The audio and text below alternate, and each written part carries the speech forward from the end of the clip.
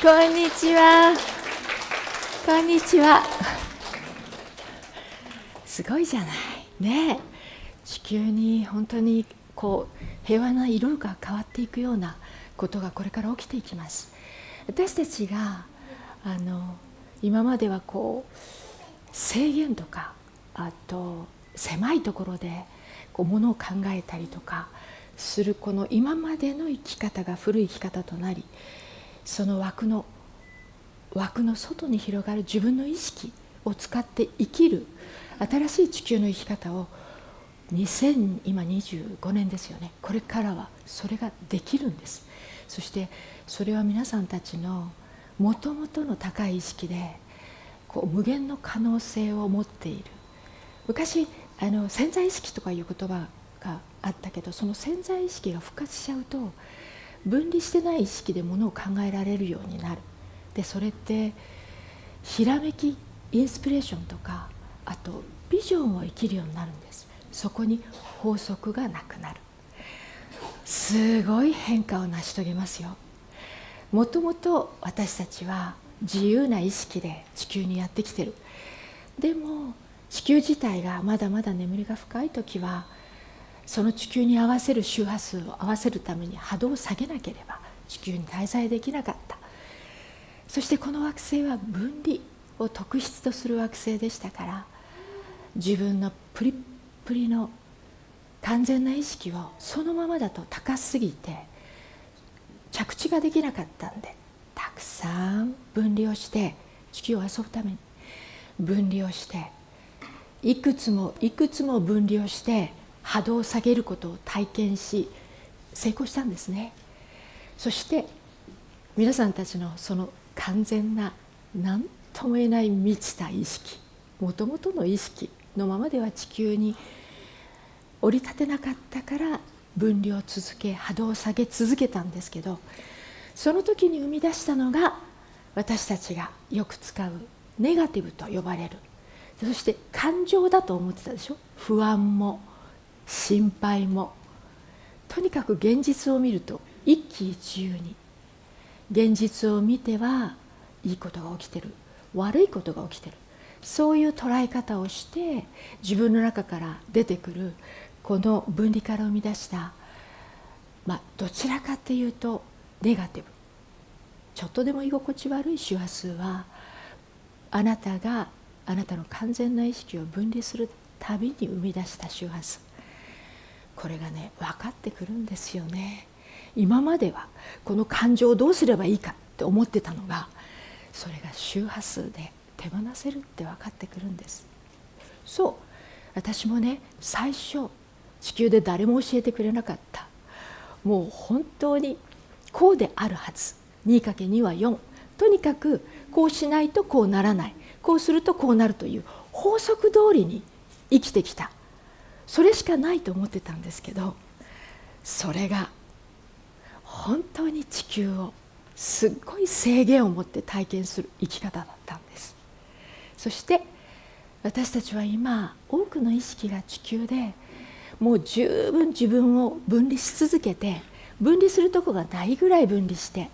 戦争まで起こしてます。結局分離って違いを見るんですよね。あと上とか下とか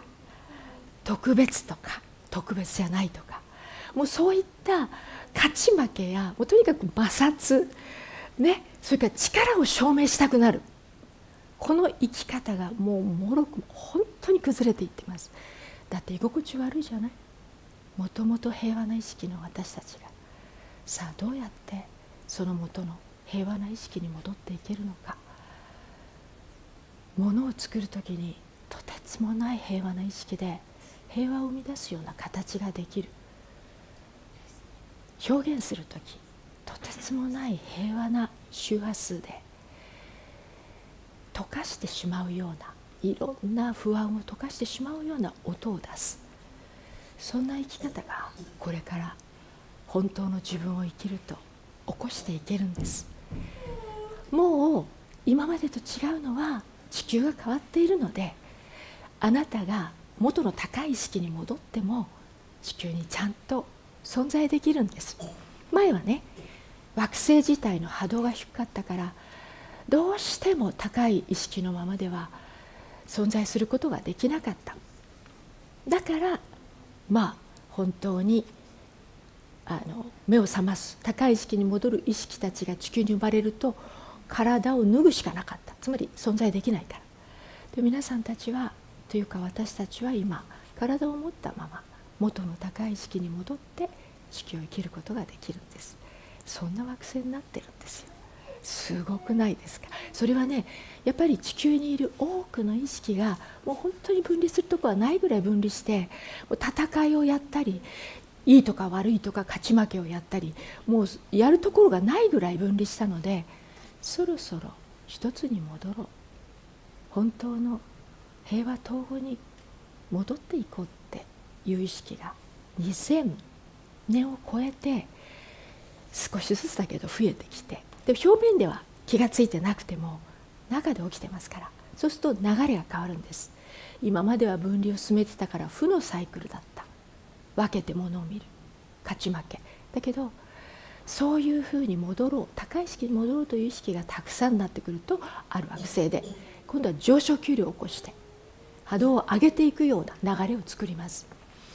もちろん同意だから、この惑星自体も意識の反映なんで、まだまだ眠りを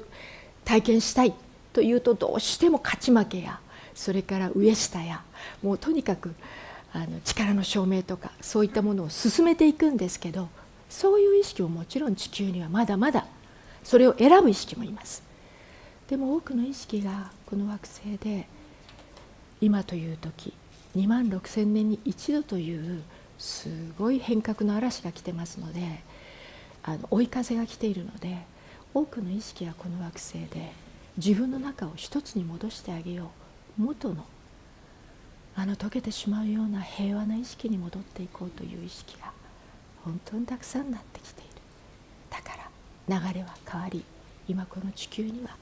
上昇気流の方が大きく起きていってるんですね。だからこそ電波が出て、それを望む意識たちは嗅ぎつけてくる。そして今磁場が生まれています。どうしても地球は分離の惑星だから、地球の磁場にいるともうそれだけで体の中の振動数が分離を体験します。違いを見たり、いいとか悪いとかいろいろ学んだ概念や観念をフル回転します。でも今生まれている光の磁場は分離してない、懐かしいあなたの高い意識の磁場でもあるので、戻っていきたい意識は乗って、そしてここで長いことを何世紀も輪廻転生までして使ってきた不安や恐怖やイライラや、とにかくあなたにとってちょっとでも居心地悪い周波数を手放していくことができます。本当の手放しです。一時的な手放しじゃなく、私は最初にある惑星に今地球は3次元から4次元に移行する惑星ですよね。で私たちの意識も3次元から4次元に復活を成し遂げようとしています。4次元はちょうど夢みたい、夢の次元のようにいろんなことが簡単にできる、とっても軽やかで夢の中のように自由に簡単さを使える、そういう意識です。だから皆さんたちの本来の意識に戻っていくっていうのは、物事は簡単になる、軽やかになる、スムーズになる、それがね当たり前になります。だから現実がスムーズじゃない時には自分とずれてるだけなんです。自分につながれば本来の流れを起こすんで、結局自分の中の滞りみたいに使ってる周波数を体験するための現実が目の前に現れるだけなので、私たちが着実に使ってた居心地がちょっとでも悪い周波数を本当の手放しをやり始めると本当になくなっていきます。私が本当に最初にのきっかけは、地球は誰も教えてくれませんでしたから、地球は3次元から4次元、4次元から5次元に移行するエササニという惑星に夢の次元を通って招待されて行ったことがあるんです。地球から言うと宇宙人でも、向こうから見ても宇宙人なんですけど、そしてそこで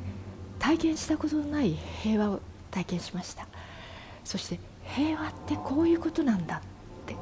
もう全く分離がなくて、もう本当に全てとつながっている、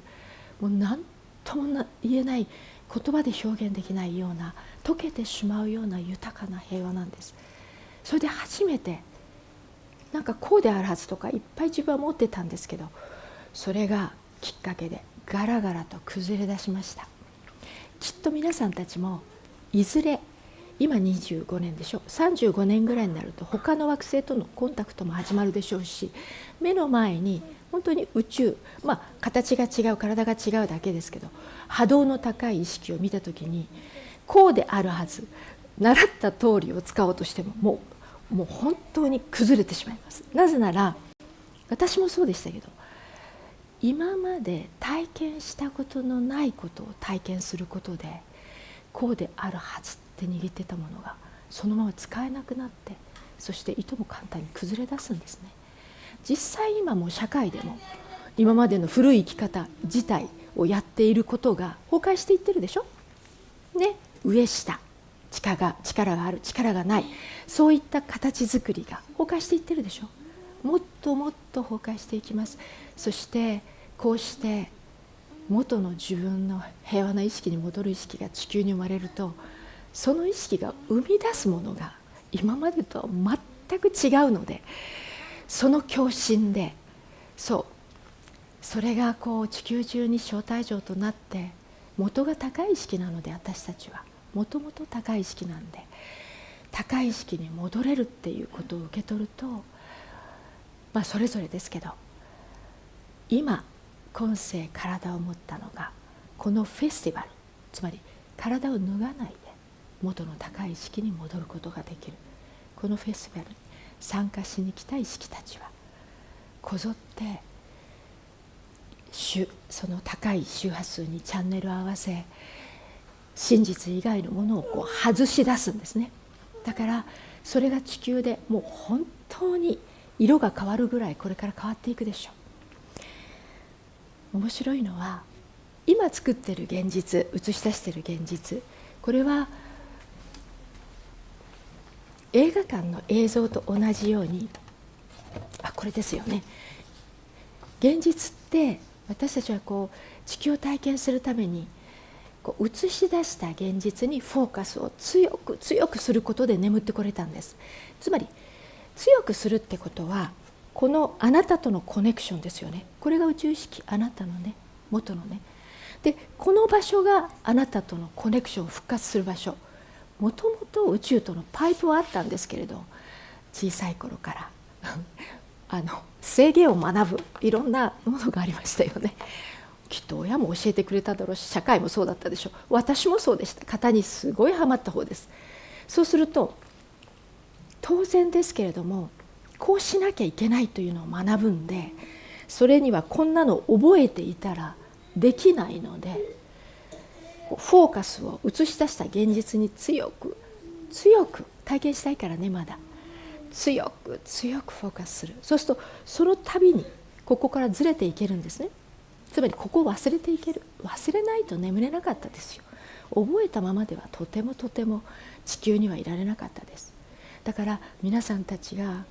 これだけ現実をリアルに体験できるのは、フォーカスを映し出した現実に強く強くしているからです。私たちはフォーカスした方をリアルに体験できるんです。だから量子力学で証明もしたでしょ。フォーカスすると固まる、フォーカスを外すと波に戻る。そこまでは来てるんですけど、それがどう日常で生かせればいいのかは解明されていません。つまり現実ってね、映画館と同じ。映画館の白いスクリーンに映し出しているのがあなたの現実。そしてあなたはそれをリアルに体験するために、その現実と思っているその白いスクリーンの映像にフォーカスを強く強くして、圧倒的なリアリティを体験して、映写室はあなたの中、そしてその現実はフラットな中立な映像なんですけど、あなたから出てくる感情が出てきますよね。現実を見ると、例えばがっかり感とか思い通りでなければ、あとイライラとか不安とか、とにかく感情と思ってた周波数です。それがあなたがカシャッと自分に入れた周波数、そしてそれを体験するがごとく映像を結晶化する、出す。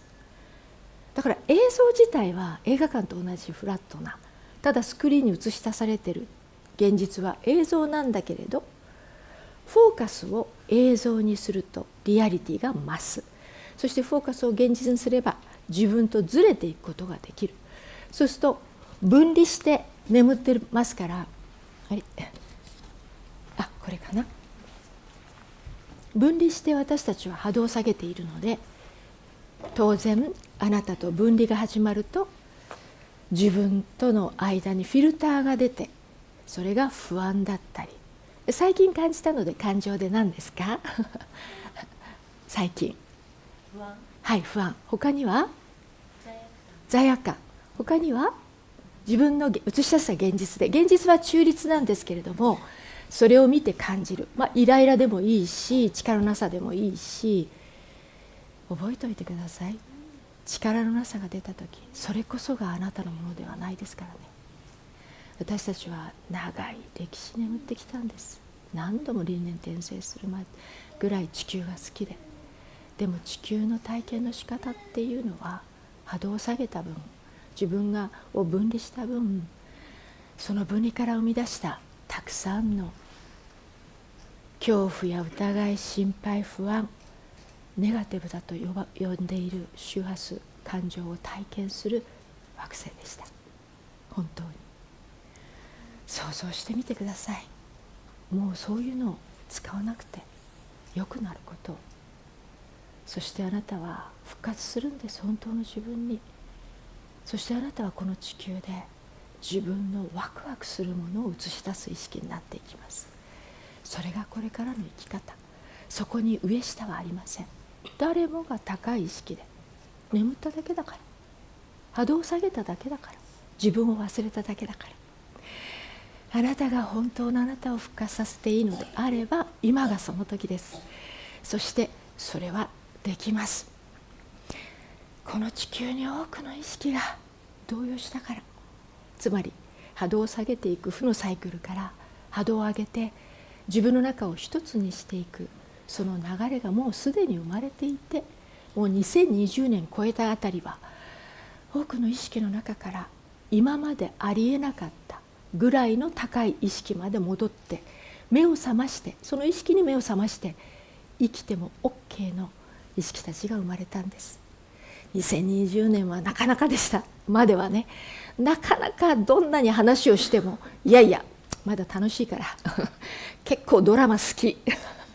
それから自分がこんな目に遭ってるっていうの大好きとかね、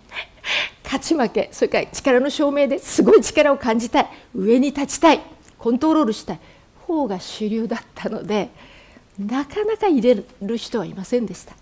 でも20年ぐらい超えた頃から、この惑星にもう自分を分離するところはないぐらい分離して、戦争まで起こして、もう摩擦とか違いを見て、それとても居心地悪くなって、そろそろ平和統合、元の自分に戻ろうかっていう意識が本当に流れを変えたんですね。多くなったからですけどね。で、今日みたいな世界配信ができるのは、もうこの惑星に受け取る意識が生まれたからなんですよ。もう国は関係ないです。みんな宇宙から遊びにやってきた完全な高い意識だから、戻っていくのは同じ。眠ったから分離して国を分け、人を分け、違いを見、ストレスに満ちた生き方をしてきたんです。ストレスってね、自分と離れてなければ体験できないものなの。本当ですよ。居心地悪さってね、自分と離れてない限り体験できない周波数なんです。きっと現実によってそれを感じてるとか、これが起きたからこんな思いをしてると思ってたかもしれません。違います。映画館の映写室があなた、先にその周波数を入れて、映し出した現実を見て体験してるんです。本当はね、現実は中立で感じているのは自分の中だけなんです。この魔法が解けるような真実、つまり種明かしが地球に起きていいのかどうか、それがねやっぱりなかなか受け取る人たちが地球に生まれなかったから今になったんですけど、でももうこれでなんかこの惑星を本当の意味で平和な惑星にしていこうという意識たちが自分の中を平和に戻していくことのみ、それを起こしていけることに気がついた意識たちもこれからいっぱい出てくる。今日みたいな世界配信ができると、ちょうど国は関係なくそういう時を迎えている意識がこの電波を受け取るでしょうし、そしてもう戻っても OK なんだ、じゃあ高い意識に戻っても地球に入れるんだ。普通は高い周波数に戻ると周波数が違いすぎるから体を脱がなきゃいけなかった。マチュピチュみたいな高い文明が栄えたところで光になって消えたっていう風な書き方してあるけど、結局波動が高いすぎると波動が低かったから地球が、だから体を脱ぐしかなかったんです。死はないですからね、もうみんな分かってきます。死はないです。意識だから私たち。だから地球を去るとき、滞在期間が終わって地球を去るときは前ジッパーか後ろジッパーで体を脱いで意識に戻ります。でその時意識は広がっていくんですけど、今皆さんたちは地球でこの体の外に広がる宇宙意識、もうとてつもないワクワクする無限の可能性の何でも簡単できてしまう意識に戻っていけるんですよ。体脱がないで。普通は死を体験しないとこの体の外に広がる意識には波動を上げていけないんだけど、今26,000年に一度という追い風が起き、私たちはこのフェスティバルを体験しに来てるんですよ。加速して目を覚ましていくことができる。地球は大好きだから地球にはいたい。波動が上がって体を脱がなきゃいけないんだったらつまらない。でも今は多くの意識が上昇を選んでますから、地球ごと波動が上がってきてますので、私たちは高い意識に戻ってもこの地球に存在することができます。だから軽やかな意識で簡単な、だから物事が簡単になってしまう意識だし、ワクワクを形にする意識だし、そしてそこに分離がないから特別感はないです。誰もが豊かで、誰もがとてつも満ちた生き方になります。分離がないですからね。それに違いを見ない。判断も消える。例えば誰かがすごい成功したように見えたとき、4次元の意識に戻った私たちはあれもできるんだという見え方になる。わかります？嫉妬は消えます。なぜなら自分ができないと思ってるから嫉妬という周波数を作ってる。つながってくれば人が見せてくれるのは全部できるっていうのが分かる。ただそれが自分にワクワクすることを選んでください。あなたにとってワクワクすることが真実だから。あなたにとってワクワクすることは、それはあなたにとって真実ですよと翻訳された波動がワクワク。ちょっとでも居心地悪いっていう周波数を感じたとき、それはあなたにとってそれはあなたの周波数ではないですよっていうサインが居心地悪さ。だから例えば現実を見て、例えば居心地悪い現実を作ったとするでしょ。現実は中立なんですけど居心地悪い。つまりこの現実はあなたにはそぐわない、あなたの真実ではないってことなんです。どう？現実を移し替えるってね、映画館と一緒。映写室を外しかないでしょ。だって映写室に入れて感情と思ってた、例えば憤りでもいいです、何でもいいです、入れた。そうするとそれを体験するような映像になる。でも映像はやっぱりフラットで中立なんだけど、もうここで感じちゃってるから、これを通してものを見る。面白いのはね、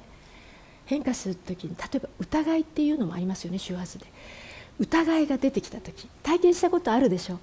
疑いが出てきてるって、もう疑い、その周波数を通してものを見るから全部疑って見えるでしょ。疑心暗鬼って言葉があるじゃないですか。そんなふうに本当は現実は中立で起きてるんだよ。そしてあなたを味方するような人がそばにいても、それを通してごらんなさい。そうすると疑うから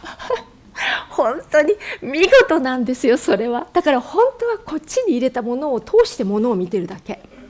現実は中立だから、本当は本当に中立に起きているのに、それを入れちゃうと、もうあの人はこう思ってるかもしれない、あの目は私を疑ってると、もう本当に体験できたでしょ、みんなね。私も変化していく時に、疑い出てきた時に、もうすごい体験をしました。やっぱりこう全部が疑いで見えるんですよね。ちょうど段ボールのダブルをかぶったみたいに、どこ見ても疑いを通すんですよね。でもこれこそが私たちが3次元で波動が上げないようにするために使ってた周波数なので、私が変化してきた当時と今は違うんですよ。もう磁場ができてる。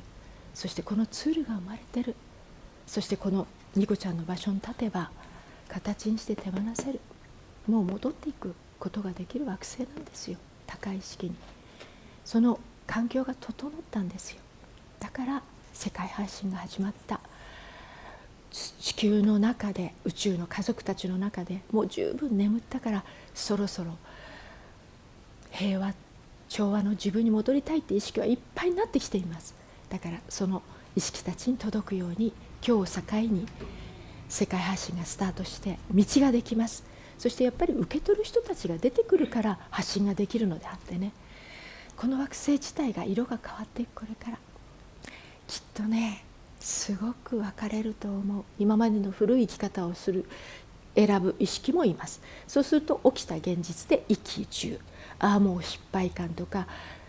成功した嬉しいとか。でも目を覚ました意識は映し出した現実にこうフォーカスするのではなくて、何を使って映し出したんだろうって興味を持ちます。だって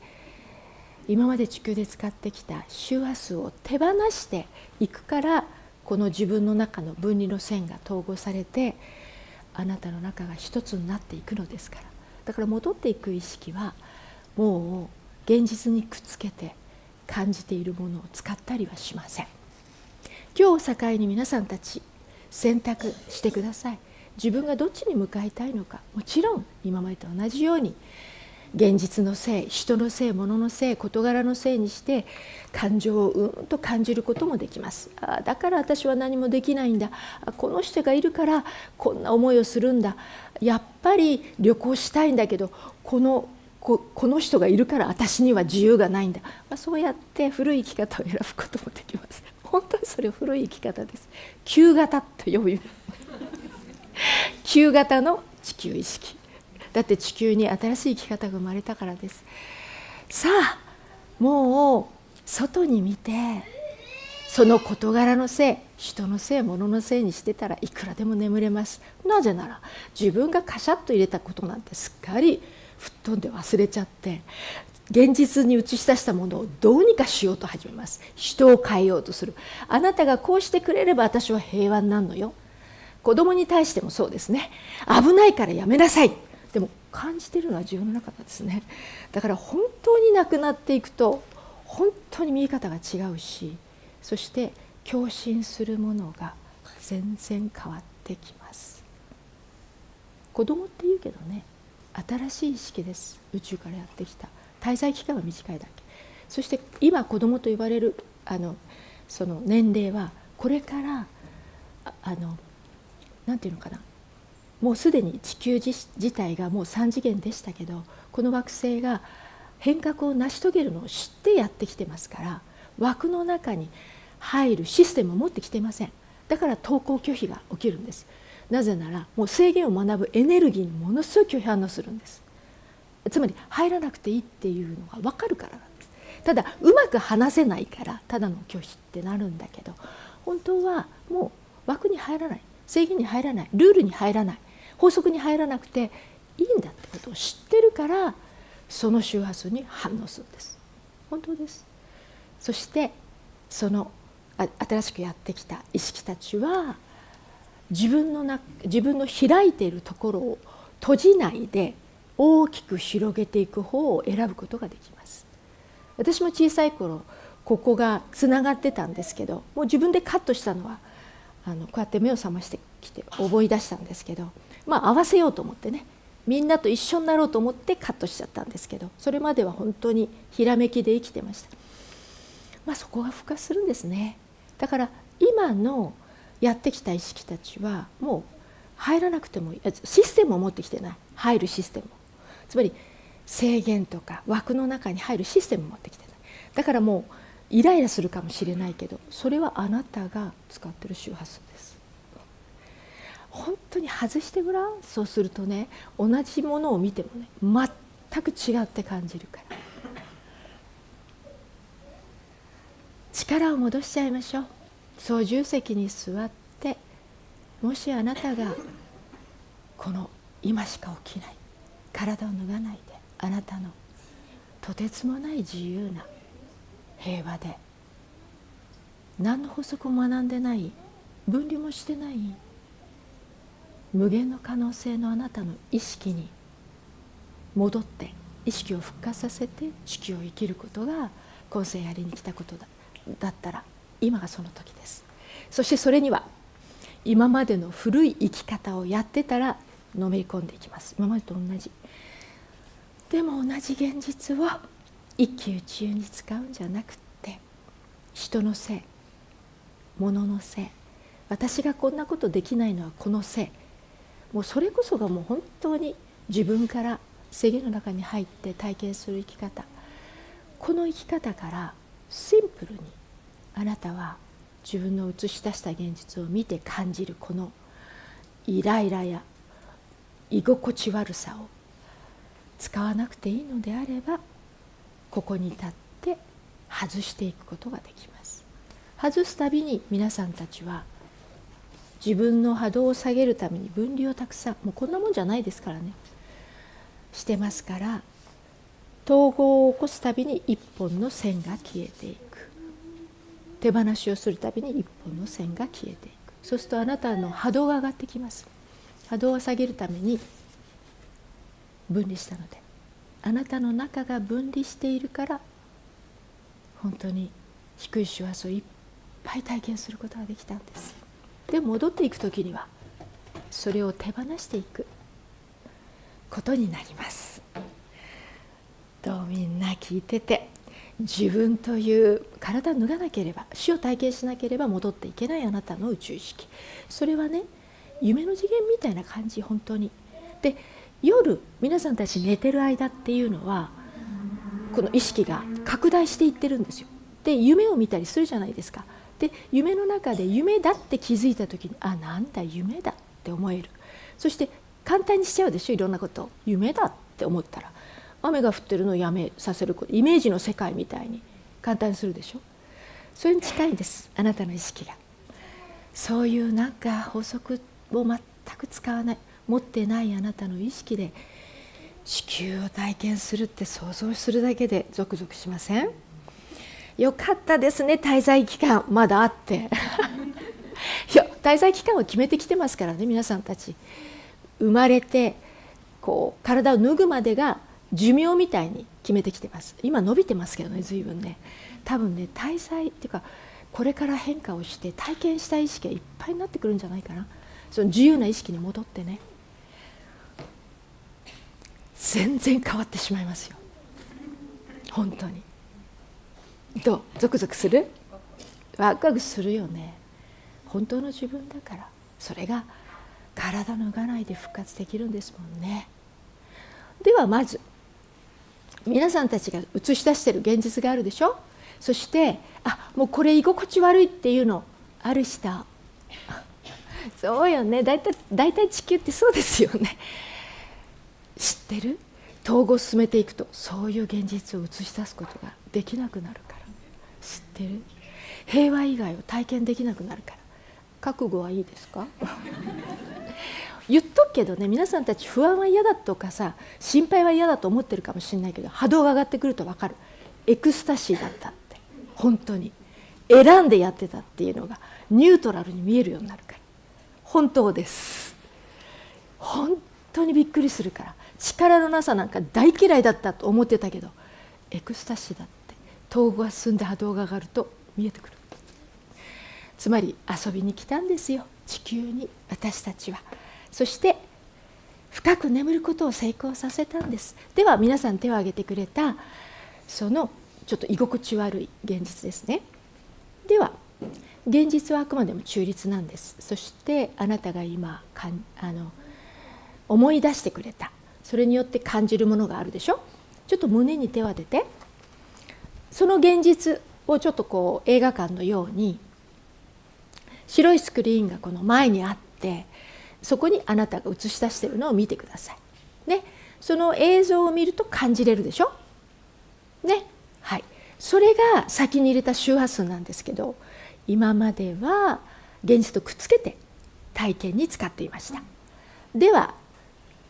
皆さんたちこの光の磁場の上で、そしてニコちゃんの場所で、手放しをすることになります。そうですね、今皆さんたちは光の磁場っていうのは今地球を覆うぐらいになってるんですけど、イメージを使って東西南北見渡す限り光のウェーブが広がっている、光の磁場が、そして地球は丸いので地球を覆うように向こう側まで光の磁場が広がっています。海を見たことあるでしょね。そんなふうに水平線地平線まで光のウェーブが波のように広がる、その光の磁場を東西南北見渡す限り地平線水平線まで広がっている光の磁場を見渡してください。そして私たちはこの磁場の上に乗り、地球で使ってきたたくさんの分離から生み出した周波数、感情と思ってた周波数を手放して自分の中を再び一つに戻していきます。じゃああなたに胸に手を当てて、今その感じているそれを形にしていきます。それ周波数なので、どんな形ですか、その周波数は。声に出すといいですよ。声に出すとね、意識が自分に向くから。はい、そう、声に出すとすごくその形に意識を向けられます。手放す時ってね、材質の硬い、そして重量感のあるものを選びます。材質はさ、鉄か石かコンクリ、それとか大理石とかすごく硬いやつ、それを選んでください。で、形は自分で選んでいいんですよ。ドラえもんの形にしてもいいし、もう好きな形になった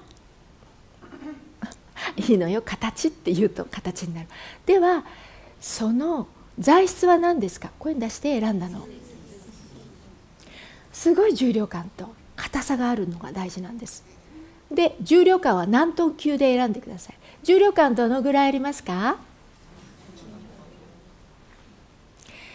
ただの形、そして材質はもう中までガチッと硬く、重量感は何トン級。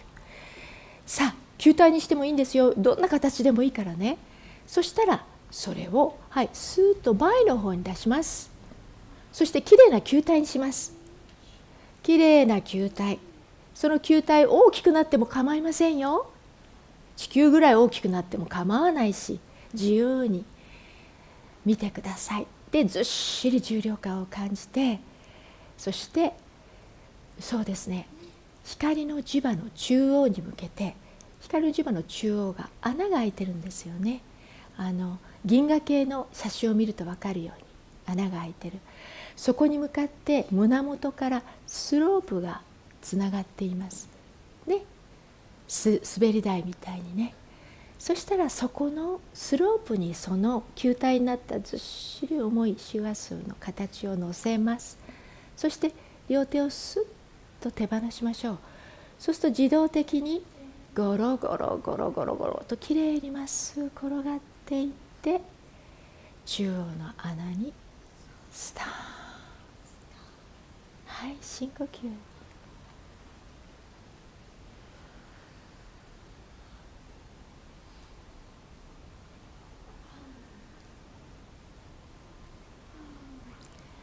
転がりましたか？ちょっと前をパターンと開けましょう。その開けるっていうのは、船着き場に車を出す時前がパターンと開く船があるでしょ。あんな風に前をパターンと開けてあげると、あなたの意識の隅々から今と同じ形がいっぺんに集められます。で、目の前に大きなクリスタルの球体を用意して、まるでガチャガチャのおもちゃを手放すようにシュッとその形を集めて、ザクザクと目の前に入れてあげてください。そしてずっしり重量感を感じて、そしてスロープに乗せてスッと両手を離すと、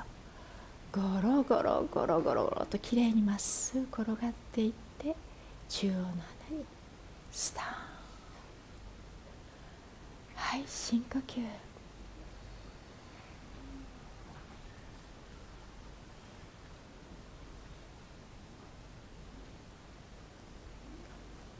私たちはね、本当の自分を復活させて地球を生きることができる時が来たんです。本当の自分っていうのは本当に満ちているハーモニー、調和に満ちた意識です。地球が平和な惑星に変わるって、一人一人の中が平和に戻った時、その共振で起きていきます。外が気になるとき、その気になるを外してあげてください。どうですか？手放せた。どんな感じ？ちょっと軽くなった感じ。少し軽くなった感じがします。これがね、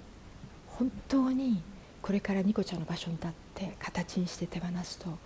本当に手放していけるからね。私最初は恐怖がいっぱい出たんですよ。変化するときに、ほら、変わる恐怖。結局私たちは変わることをすごく怖いことにね、だから安全地帯にね、みんなと同じみたいにしてきたんだけど、出ようとするから恐怖がいっぱい出たんですよ。で、私はいくつもいくつも手放したんですね。そしたら本当になくなるんですよ、恐怖って。本当に現実を映し出して、普通だったらみんな恐怖を感じるような時に本当に出なくなった。びっくりするぐらいなくなります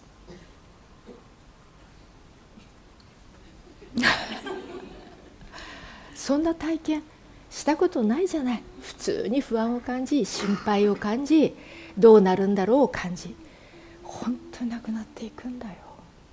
そして自分の中がつながって満ちていくの。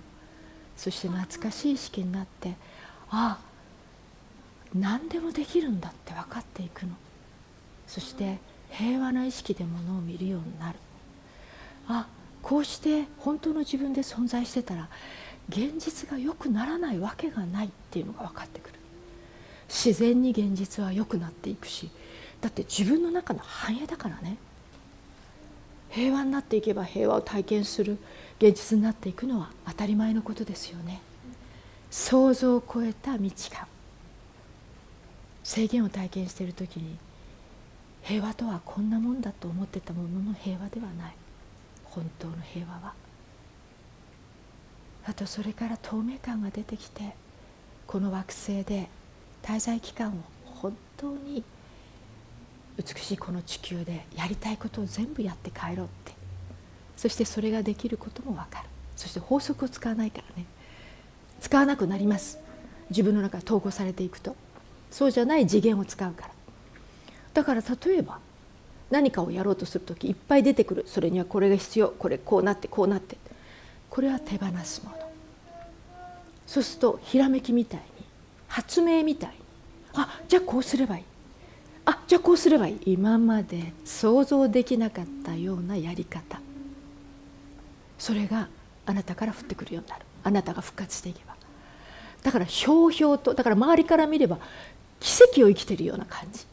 普通はそんな短い時間でならないでしょ、普通はこうでしょ。ほら今さテレビでもあるように10歳の女の子がもうピアノを弾いて、それこそ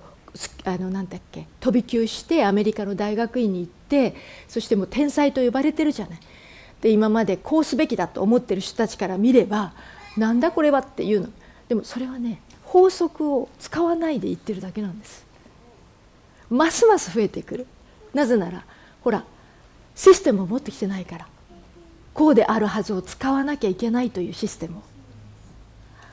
見せてくれます。そして私たちはもう枠をいっぱい体験したでしょ。で体験したくて体験したんですからね。眠りたくて私たちは眠ったんですからね。制限も小ささもできないも無理っていうのも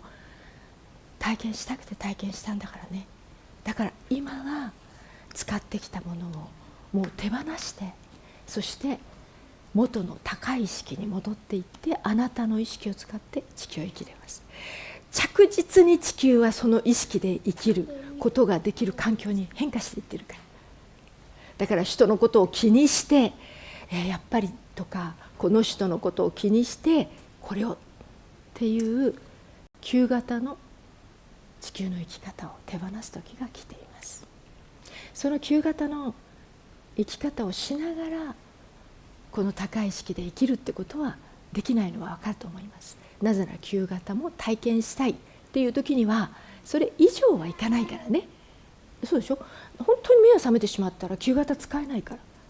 でしょ。だから旧型ちょっとここはちょっとなんかドラマティックは好きだし、ここは特別なつながりがいいな、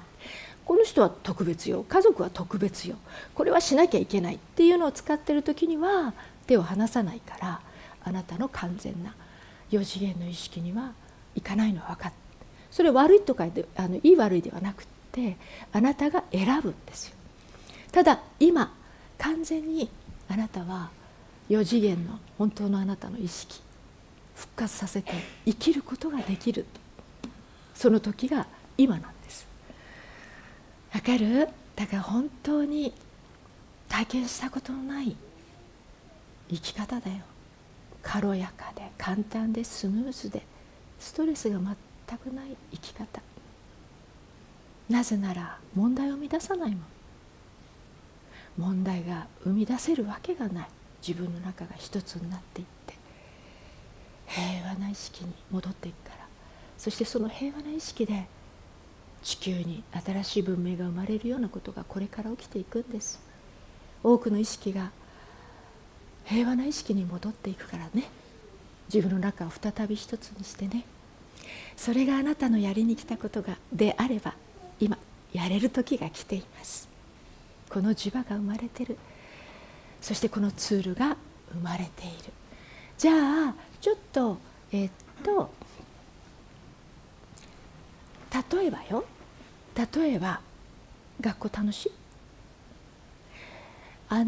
よくいじめとかいうのが問題視されたりするじゃないですかね。摩擦を起こしたりこう違いを見たり、これも本当に子供じゃないですからね。皆さん存在ですからね。例えばそういう居心地の悪い現実が起きた時にそれを外すの。そうするともうそれを映し出さなくなるから。本当にそういう生き方だから、もうクラス替えをしようと転校しようと自分の中にその周波数を持っていれば、いずれ人や物や形を変え同じ体験をするのは分かりますよね。だから問題視して問題を解決しようとしても一時的には解決するように見えるかもしれないけど、元を立たなきゃ本当に同じ体験を何度も何度もするんです。あなたはもうワクワクすることを選べるしね。そして自分のサインを大事にできるから、現実がスムーズで軽やかで満ちて、そういう体験をするものを生み出していくでしょう。生きて見せてあげてください。それでいいんだって。もう複雑さ難しさは使わなくていいんだって。生きてみせることが一番のギフトだからね。だからそういう人たちが地球に生まれ出しているんですよ、すでにね。ワクワクすることを選んでいいんだもんね。そしてそのサインをちゃんと自分のこれはしない方がいい、あ、これはして OK っていうのを分かるよね。自分のサインを 100% 信頼してついていっていいからね。そうすると道は開けるから。本当にそう思わない？そう思うよね。復活していくと分かるよ。小さい頃はそうだったなっていうのが、そしてすごいスムーズだったなっていうのが学んだのよ。いろんなものを、学んだというか選んだのよね。複雑さ難しさになるよ、古い生き方は。新しい生き方、つまり自分がこうなんていうのかな、復活させるというか、こう使ってたものを手放して自由になっていくんだけどね。意識が自由になっていくんだけど、そうするとこう生み出すものがすんごいスムーズになる。現実がもう本当に嘘みたいにスムーズになるから、本当にそういうふうな体験になっていきます、新しい生き方は。なので皆さんたちは今日偶然ねここに来ているので、今日これから皆さんの作り出す現実は全て今までは一喜一憂に使うために映し出してたかもしれないけれど、っていうのもこれを体験するために映し出してたかもしれないけど、今日を境に同じ現実でももうこの現実を使って何を自分が持ってるかをつかむのに使ってください。つまり先に入れた周波数を見つけるため。現実は問題じゃないんです。何が起きていてもどうせこれを外してしまえば波に戻っていくんです。現実はフォーカスするから固まるの。そして問題視するの。そしてフォーカスするからどんどんずれていくの。そしてずれた分自分との分離から生み出す不安や心配やできないや諦めを使えるの。ニュースからね、いろんなことが今起きている。その時にもうどうなるんだろうって思うこの周波数を使うと、それを体験するものを生み出していく。だから今多くの意識はね、そのニュースから流れるいろんなものを未来はどうなるんだろうっていう共振で未来を作っていくんじゃなく、それを見て平和な意識で、これをやることで新しくもう平和がいいなっていう意識がいっぱいになるんだっていうふうに本当にワクワクする意味付けをするの。そしてそれどうなるんだろうってもうしょっちゅう使ってたその周波数は外すの。だってその共振で地球を作ってるんだもん。本当ですよ。そしてあなたは外せば外すほどあなたの中はつながっていき、元の平和な意識に戻っていく。外をどうにかして地球を平和にしようと思う時には、自分がやっぱりイライラしたりどうなるんだろうっていうものを影響しているだけなので、自分の中で使うのをやめて手放し始めて、あなたの中が平和になった時、その平和な意識同士の共振で今まで解決どうやってできるんだろうと思ったものが、その平和な共振で溶けていくように変化し始めます。つまりね、私たちって一人一人が自分に戻っていくことで、この惑星の歴史的に山積みした問題は解けていくんです。本当に起きます。ちょうどあなたの現実が解けていくように。それを体験してごらん。びっくりするし、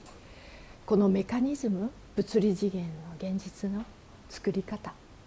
もうこれが種明かしが起き始めたら、私こんな種明かしをみんな知ってしまったら目が覚めちゃうから大丈夫かなと思った時があるんだけど、それはやっぱりその意識が主人公なんで、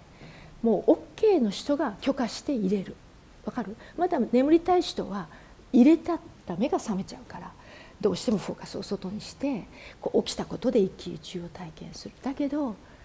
もうここの惑星はもう完全に変わってしまってる。変化を成し遂げるもん、意識の。だからその今起きているこの角度、戻っていきますよって、高い意識に戻って目を覚まして生きることができます。本当のあなたで地球を生きれますよ。ワクワクのあなた、喜びのあなたで生きますよっていう、この招待状を受け取る意識が地球に生まれるから、その人たちが変化するから、あ、本当に生き方を変えれば現実ってあんなにスムーズになるんだっていうのを生きてみせるから、後を続く人たちがいっぱいになってくる。ほら慣れてないからさ、本当にそうなるんだろうかって思う意識が出るじゃない。だけど生きてみせる人がねいると、あ、なれるんだって分かるんですよね。っていうのが起き始めてますよね。っていうことで、なれるんだって分かった人、ああそうだよね、だってもともと自分がそうだからね、元の高い意識に戻るだけだからね、これから変化しなきゃじゃなくて元の高い意識に戻るんだよ。分かる？だからそれには地球で使ってきた周波数を手放していくの。ちょっとでも居心地悪いのはあなたのものではないですよっていうサイン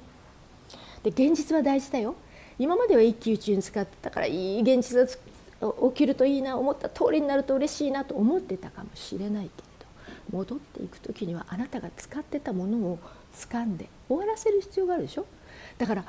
へーっていうものが起きた時、そのへーって思う、それこそが何度も使った周波数なんで、ワクワクして外してください。わかる？そう、つまり戻っていく時には、現実は自分がどんなものを地球で使ってきたか捉えるために使うの。今までの生き方はね、現実はフォーカスをして一喜一憂に使ってたじゃない。こんなことを生きて、こんな思いをして、この一言で、これが古い旧型の生き方。戻っていく時は同じ現実ね、がっかりするような同じ現実、それを見た時にがっかりしたら、あ、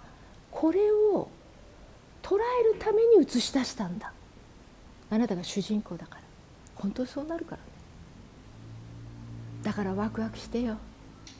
現実が思った通りにならない時に出てくるもの、これをつかむために自分が現実を映し出してるから戻る意識になると。分かった？だから現実はね、どんなことが起きても問題じゃない。私のね経験から言うとね、現実はどうせ変わっちゃう、自分が変わると。なぜならその周波数を持ち続けることをしなければ、それはそれを体験するような映像化できない。だからある程度私統合が進んで目が覚めてきた時にっていうような現実が起きた時にって一度なって、あ、大丈夫、私があるとこれ波に戻るからって、もうそれが分かるようになった。そういう意識になった。もうそこからはもう現実がそういうになった時に、もうって一瞬なるんだけど、あ、そうだそうだ、私変わるとこれ波に戻るっていうのがもうだんだんこうナチュラルに、つまり右利きだった私が左利きになるように、ものの見方がもうまるで逆になる。だから全く皆さんたちは何が起きても全く凛としてワクワクで地球を生きることになるよ。これは本当だって、本来の姿に戻るからなんです。戻れるのは今だよ。古い生き方、旧型の生き方をしていたらそこまでいけないけど、でも自分の際に耳を澄まし、頭でものを考えるのではなくて、選択って毎春じゃない。何を食べるから始まってね、選択って毎春でしょ。そしたらあなたの際に耳を傾けて、今日からさらに、つまり頭でものを考えて、これやっといた方がいいな、みんな喜ぶしこうだから、これがもう古い旧型の頭の使い方。ただシンプルに、ヨーダのような話だけど、ただシンプルにすっきりする、腑に落ちる、ワクワクする、ハートがあったかくなる、喜ぶ、それがあなたにとっては真実。もしうっとしたり止めがあったり、やらない方がいいなって言ったら、それはノーと言ってください。わざわざ難しい方に行こうとしますから。つまりそっちを選んだら複雑さ、難しさをいっぱい結晶化できます。だから現実がすんごい難しくなっているって言っても、とてもシンプルな話なのよ。自分がそのサインを無視して古い生き方をして自分とずれていくから、その分いっぱいそれを体験するような、本当にそう山積みしたような感じ。これがね、謎が解けていくんですよね。本当に力が自分に戻ってくる。でも今日から皆さんたちは主人公で力を戻していく生き方を始めていいんですよ。この光の磁場の上にいてください。光の磁場は分離がないからね。この磁場の上に立ってるだけでも皆さんたちは自分の中にあるエッセンスがやっぱり復活をしようとする。長いこといっぱい分離してきたけど自分の中をね、だけど元のあなたの高い意識、平和で地球を包み込むような無条件の愛のあなたに戻っていくことができるんです。今ね、それが統合。統合という言葉は波動を下げるために分離したから、分離を統合するから統合っていう言葉が生まれてるけど、あなたの分離の線を溶かして一つに戻っていくってことですよね。分離の線が消えていくってことです。あなたとの分離ですよ。でもね、やり始めるともう変わるよね。びっくりしますよね。だから本当にこれ誰も教えてくれなかったし、地球で当たり前だけど、だって制限を学ぶ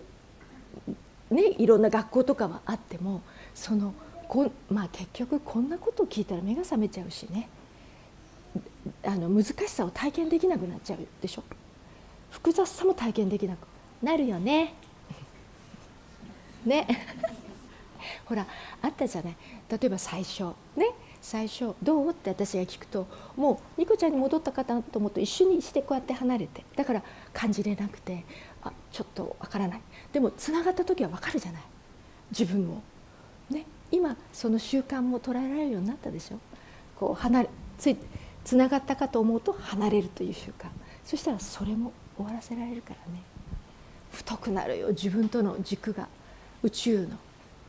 体を脱がないであなたの宇宙意識を復活させるんだよ。それができるからね。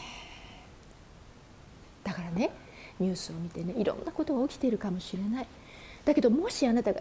未来はどうなるんだろうと思ったら、これを手放してください。そしたら地球を平和にしていける意識に戻っていける。この意識の共振が今の地球を作ってるから。わかります？って恐怖、この共振がそれを体験する地球を作ってるから。とてもシンプルよ、作ってるの。だから一人一人が自分に戻っていくっていうのは、平和な意識に戻っていくことで、この惑星の山積みされた問題が解けていくっていうのは本当なんです。現実も同じ。あなたが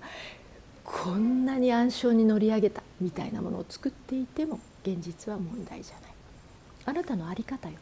それをそんな風な使い方で、旧型の生き方で味わっていくのか、そしてもっと複雑にしていくのか、自分ではどうしようもできない、力を借りてそれでもどうしようもできないって諦めをいっぱい盛りだくさん体験していくのか、それともその現実を見てっていうこっちの方を手放していくのか。それで皆さんたちは大きく流れが変わります。体脱がないから大丈夫。高い意識に戻って。本当に病気もね、周波数が高くなると接点がなくなるんで病気しなくなります。本当にそうなんです。病気も周波数だから、全てが周波数だから、サインだから。病気は違うことやってますよ、そろそろ自分の軸に戻ってくださいっていう。で自分軸にこう戻ってくると、もうどんなことが周りであってもその周波数ではないので、全くそれに影響することはないです。影響されない。本当に影響されない。そして平和な意識でものを考えるようになる。平和な意識で目の前ですごくこう眠りの深い共振が起きてても、平和な意識で発想ができる。アインシュタインが問題を作り出したところでは問題を解決できるアイデアって生まれないって言ってたように、実際そう。例えばあなたが映し出したね、現実が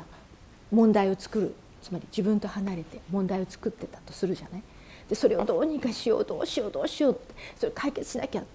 同じ次元でやってもアイデアは生まれないじゃん。だけど手放して波動を上げた時、視点が上がり、そして違うところが開き、あなたからひらめきが起き、なんでこれが気がつかなかったんだろう、こうすればいいじゃないっていうアイデアが出てくる。そして物の見事に解決してしまうようなことを起こす。これがこれからの生き方。つまり同じ次元で映し出した現実で次元でそれをどうにかしようって古い生き方をしても、一時的形がね整ったように見えても根本的に変わらないからね。だけどそれに使った周波数を外し、あなたの中を統合し波動を上げた時、視点が上がった分、高い視点の高さが出て、なんでこんなこと思いつかなかったんだろうというようなひらめきを受け取る。それをこうすればいいじゃないっていう、そういう使い方ができるようになる。なんかいろいろ地球でいろんなことわざとかそういうものを言ったものが種明かしのように私たちは体験していくことになるんです。これからすごくない？聞いててすごいね、ワクワクするよね。むちゃくちゃワクワクするよ。力は自分に戻り、自分が操縦席に座り、自分の現実は未来は自分で構築して生きれる。それが自分で分かってくる。教わったものの見方じゃない、生き方じゃない。これはさ、深いところで多くの意識が元の高い意識に戻ろうという流れが起きたから、地球にこの角度の高い意識に戻って生きれるツールや磁場が生まれることを許可したんですよ。わかる？聞きたくないときは叩くもんね本当のことを聞いちゃったら目が覚めるからね。でも今本当に聞きたいでしょ。そして皆さんたちが統合を進めると自分の中につながっていくってこと。そうすると知ってる、もともと知ってるから、私が話していることを皆さんたちはもともと知ってて忘れただけなので、自分の中から分かってくる。本当にそうだって分かる？知識じゃなく自分とつながっていくんだ。そしたらどうしてこんなふうに今まで不安を嫌なものだと思ったんだろう、すごいエクスタシーだったんだって、すごい笑うからびっくりするよ。どうみんな聞いてて、地球に大きく流れが変わり、私たちは望めば上昇気流に乗って使ってきた周波数を手放し、自分の中を再び一つにして波動を上げ、4次元の自分の意識を復活させ、起きたことのない4次元の意識で地球を生きることができる。さあ、ここまでそれができると感じた人、感じるよね。元がだってそうだもんね。あとは皆さんたちが古い生き方から、古い生き方の使い方、現実を、だから現実はすごく大事。戻っていくときに、今までは現実がいいのが起きるといいな、思った通りになるといいなと思ってたかもしれない。それから思ったことが起きないと嫌だなと思ってたかもしれない。でも違うからね。現実はあなたが目覚めるために使っていきます。つまり嫌だなって思うようなのが出たら、この周波数を私は見つけるためにこの現実を映し出したんだ。このセリフね、自分で声に出してごらん。そういう習慣になるから。この現実は私が自分がどんなものを地球で使ってきたか見つけるために自分が映し出した。これをね、声に出すのよ。そうするとね、最初のうちはね、ただ言ってるような感じだけど、そのうち現実に対しての見方が変わってくるから。つまり現実で一喜一憂ではなくて、この現実はつまり操縦席に座るようになるから。だから声に出すといい。この現実は自分がどんなものを地球で何度も使ってきた、それを捉えるために映し出した。その瞬間あなたは主人公になれる。わかる？力が自分に戻る。そしたらあとはこれを捉えてここで形にして手放すことになる。すごいよね。本当に変化していけるよ。本当に戻っていけるよ。本当のあなたに。地球で起きたことがないよ。そんな高い意識、溶けてしまうような平和なあなたの意識に戻って地球を生きるなんて体脱がないのに。普通は今までの地球は高い波動、高い意識になると体を脱がざるを得なかった。入れないから。だからエジプトのピラミッドを作った意識たちも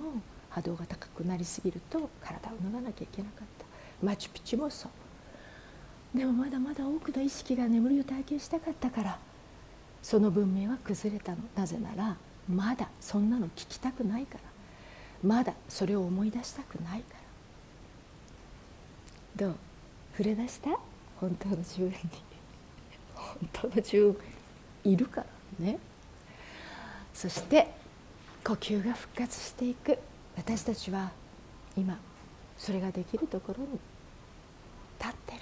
この惑星はもうすでに変わってしまったよ。この光の磁場が地球を覆うぐらい広がったんだもん。あれ？今時間ってどうなんだろう。私ずっと話してるけど終わった？あ、そうよね。あっという間でしょ。楽しかったあっという間でしょ年の取り方も変わるからね。楽しいことやってるとあっという間でしょ。時間、その感覚だけの年の取り方。嫌なことやってるとものすごい時間感じるでしょ。まだこの年の取り方になるから。分かった？だから楽しいことをやってください。ワクワクがあなたの本当の周波数だから。分かった？耳を澄ましてよ。何がしたいって自分に今何をしたいって気持ちが上がること、ワクワクすること。あ、お茶を飲みたい、あ、散歩をしたいでもいいのよ。猫を撫でたいでもいいの。気持ちが上がること、ワクワクすること、それを行動してあげてよ。復活への道だよ。あなたに耳を澄ますっていうのは教えてくれる自分が。そしてサインは強くなる。前はもうサインが来てもいや外を気にしてやっぱり人にはやっぱり悪く思われたくないからこれをしようだったでしょ。古い生き方ってね。だから本当は打ってくるんだけどいやそうじゃなくてね、地球で教わった通り美徳は大事。みんな美徳は忘れて。美徳は眠りをすごい促進したから。分かった？枠から出ないようにした。それは枠の中を体験したかったからそうしただけだから。分かった？だから人がどう思うかっていうのが古い生き方、つまり自分を生きない。それよりそのフォーカスを自分にしてどうしたいって聞いてあげて、サインを聞き始めるとね、サインは強くなるから。本当はサインは来てるのだけどあんまり聞かずに人のことを気にしてやっぱり悪く思われたくないからってどんどん自分と離れた生き方をしているとサインは鈍くなる。聞かないから。私ももう本当に鈍かった。だけど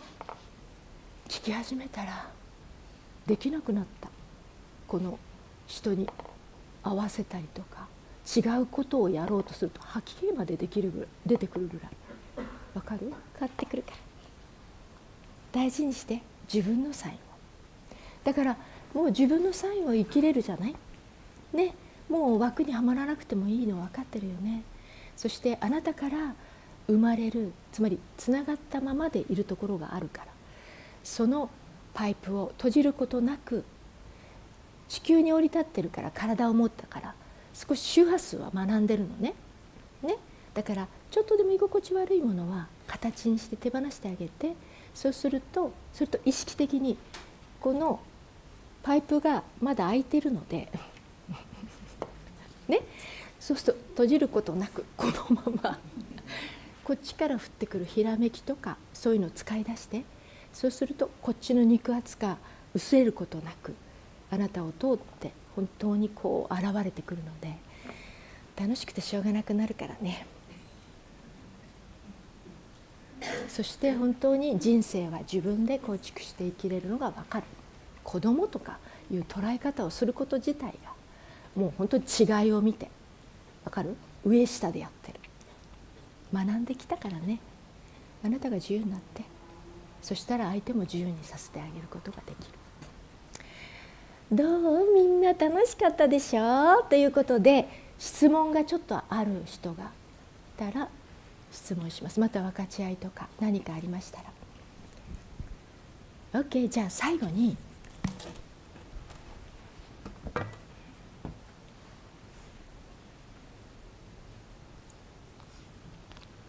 一人で話してるから喉が渇くの。最後に皆さんたちがここに来て偶然なく、そして今彼女に言ったように自分とのへその緒、宇宙のあなたの意識とのへその緒をカットして眠ることを選んできたので、そのへその緒の復活をちょっとやっていきたいと思います。では、どうしようかね。ちょっと待ってね。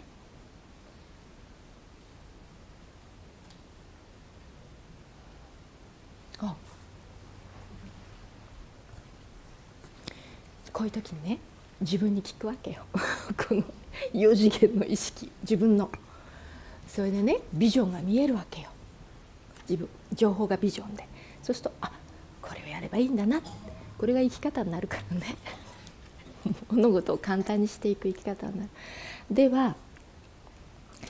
この絵は見たことは ありますか皆さん。それではまず東西南北見渡す限り光の磁場が波打って広がるのを見てください。そう、地球は丸いから水平線、地平線まで光のウェーブが波打って広がっています。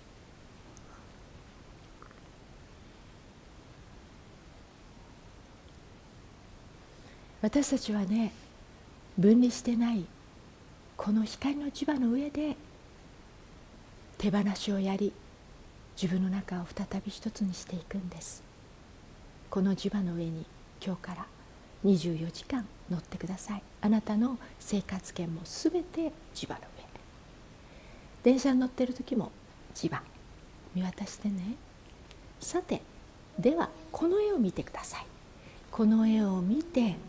今自分がどのぐらいの位置にいるか、つまり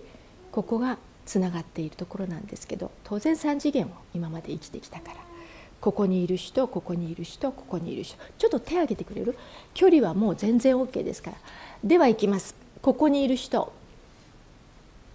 ここにいる人、ここにいる人、ここにいる人、ここにいる人、 OK。 ここ近づけば近づくほど現実がリアル。もうそれだけのこと、フォーカスが本当強くなってただけ。外れていくからフォーカスはね、大丈夫。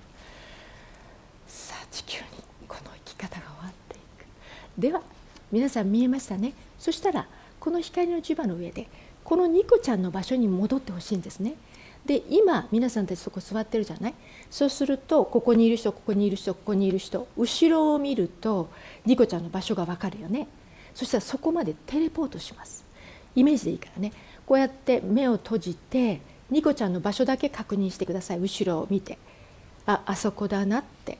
分かります？そしたら目を閉じてそこまでスーッと移動します。できますよね。 OK。 ニコちゃんの場所に立てましたか？はい。そしたら上を見てごらん。大きく開いています。上が大きく開いていて、その向こうに宇宙のように見えるあなたの宇宙意識が広がっています。その意識をどんどん復活させていくんです。この場所はね、あなたにつながっていく場所、あなたを生きる場所です。この場所に立つ習慣をまずつけてあげることが大事。ではこの上が空いているところからあなたのハイヤーセルフ、宇宙の家族たちがもう覗き込んで、あなたが地球という惑星で深く眠ったのを目を覚ましていく、高い意識に戻っていくことをワクワクして覗き込んでいます。上から応援のワクワクの光のシャワーが、粒子の細かな光のシャワーがシャラシャラと音を立てるようにいっぱい降り注いできます。あなたにいっぱい降り注いできます。帰り道はここだよっていうことを教えるように降り注いできます。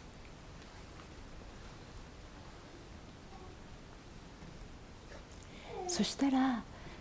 今のあなたがブロンズの体で立っているようにイメージして、そしてそのブロンズの中にはあなたのエッセンスのクリスタルが中に、そのブロンズで覆われた中にあるのを感じてください。さあ上からワクワクの喜びの光のシャワーがわーっと降り注いでくると、そのブロンズがパキパキパキパキって厚みのあるブロンズが割れて、ガラガラガラガラと崩れ出し、全部が気持ちよく球体となって足元のスロープをきれいに転がっていきます。中から生まれたてのエッセンスのクリスタルの姿が現れてきます。覆ってたブロンズは光のシャワーを浴びるとパキパキパキってひびが入ってガラガラガラガラと崩れ出し、一つ残らず球体で目の前のスロープを気持ちよく転がっていきます。中からピュアなエッセンスのクリスタルの姿が現れます。まだ小さいけれど、上から黄金色の粒子の細かなシャラシャラシャラシャラと音が鳴ってくるようなきれいな光のシャワーがあなたのその姿を表したクリスタルに降り注いできます。そうするとそのクリスタルがすくすくと育ち始めます。今のあなたでそのクリスタル、新しい体を作りましょう。今のあなたでこのぐらいの身長でこのぐらいの太さのクリスタルになるととっても心地がいい、その心地よいサイズまで上から降り注ぐ応援のシャワーを浴びながらクリスタルがすくすくと育っていくのを見てください。感じてください。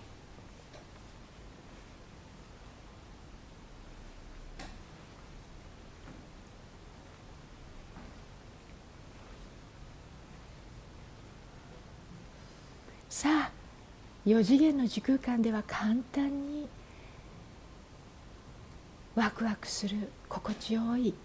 太さ、高さになりますよね。では声に出してください。身長はどのぐらい？太さはどのぐらい？ OK。 そしたら上からさらに黄金色の光の粒子の細かな光、きれいな光がシャラシャラシャラってもう喜びあふれて降り注いできます。みんなね知ってるんだよ、踊っていくの。地球は本当に楽しかったもんね、眠りが。さあそれを浴びながら今度はこのクリスタルが新しい体になっていくのを許してあげてください。まず頭ね、そして細胞の一つ一つがね、小さなクリスタルのこんな小さなね細胞になってね、その細胞がね、小さなクリスタルの細胞がくるくるくるくると回りながらあなたの頭、肩、腕、指の先、胸、背中、お腹、両足の先までくるくるっと細胞が、クリスタルの細胞がもうくるくるっと回りながら弾みながら新しい体を作っていきます。シャワー浴びてきれいな応援の光のシャワーを、粒子の細かな虹色のシャワーを浴びましょうか。それを浴びながらクリスタルの細胞の一つずつがくるくるくると回りながら頭、両肩、腕の先、指先、胸、背中、お腹、お尻、太もも、両足の指先までくるくるくるっと細胞が、透明なクリスタルの細胞が弾みでくるくるっと回りながら新しい体を作っていきます。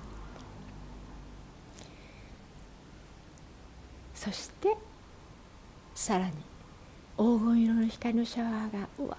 ーっと降り注ぐと、少し残ってた古い周波数がきれいに洗い流されて、足元でのスロープを球体となって転がっていきます。透明なピ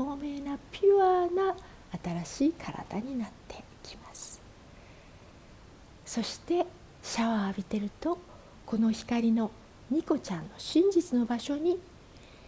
しっかりとクリスタルの根が根付くように、グググググとその新しくなったクリスタルの体の裾野がグググググとクリスタルの根が根付くようにグラウンディングしていくのを見てください。感じてください。戻る場所はこのニコちゃんの絵。今あなたはここにしっかりグラウンディングして、そして離れていくのが違和感になっていく、その方向を変えたと思ってください。しっかりグラウンディングした？では今日からサインに耳を傾けてくださいね。自分から来るサインを使ってくださいね。頭で物を考えて物事を選ぶのではなく、そのサイン、すっきりする、腑に落ちる、ワクワクする、気持ちが上がる、そういったものを選んでいってください。そうするとサインはもっともっと強くなる。それと同時に、この新しい生き方はあなたが使ってきた地球の周波数を手放していくことになる。それはどんなものかを教えてくれるのがあなたの現実。映し出した現実を見て感じるその周波数を、今日からここに立って手放していくスタートをしてくださいね。この生き方をもっともっと自分のものにしたいと思ったら、クラス、その時空間を使って簡単にこう復活を起こしていくクラスや、あとツール、それからいろんなものが用意されてます。使いたいものを使って目を覚ましていきましょう。すごくない？すごくない？私たちね、戻っていくの。平和な意識、そして自分が何でもできる意識なんだって分かっていく。あなたが主人公になる地球でね、それを体験していきます。体験していきましょうというか、元がそうなんですけど、その自分を復活させて地球に存在していきましょう。では、いってらっしゃい。ありがとうございました。